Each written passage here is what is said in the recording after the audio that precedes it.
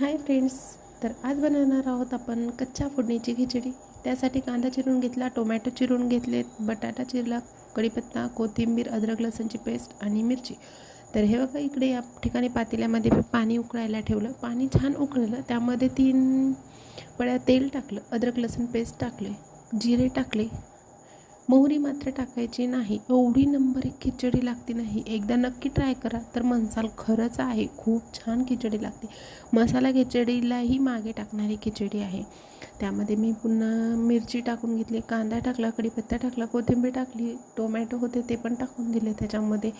बटाटा हा छान धुवून घेतला, ताटात ठेवला होता आणि तो बटाटाही त्यामध्ये टाकला. अर्धी कोथिंबीर टाकली, अर्धी वरून गार्निशिंगसाठी ठेवली आणि त्यामध्ये 1 लिंबाचा रसही टाकला.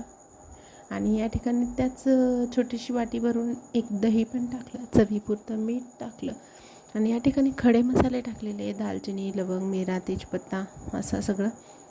आणि छान असं व्यवस्थित पाणी मस्त उकळू द्यायचं आहे त्याला. पाणी छान उकळलं ना तर एकदम मोकळा तांदूळ आपला शिजला जातो. आणि ज्या वाटीने मी ते पाणी टाकलं ना, त्याच 3 वाटी मी तांदूळ घेतले, तर त्याचं दुप्पट आपल्याला पाणी टाकायचं आहे. एकूण 6 वाटी आपल्याला पाणी त्यामध्ये ॲड करायचं आहे. आणि थोडंसं झाकण ठेवून पाणी छान असं उकळू दिलेलं आहे. पाणी बघा किती छान उकळतं आहे. मग त्यामध्ये आता तांदूळ धुवून टाकले. धुवून टाकल्यावर बघा किती छान खिचडी शिजली. एवढी नंबर 1 खिचडी लागते ना, खूप छान अशी खिचडी लागते.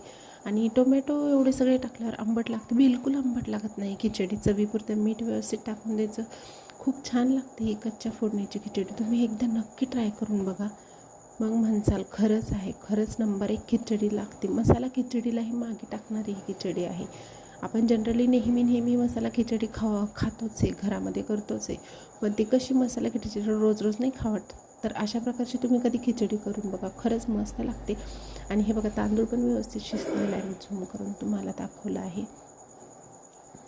बघा किती सुंदर झाली आपली खिचडी, मस्त शिजलेली आहे. आणि या ठिकाणी मी ताटात खायला घेतली. माझ्या मुलांना प्रचंड खिचडी आवडते, ते नेहमी म्हणतात कर कर कर. मग मी आज बनवली. आवडल्यास लाईक करा.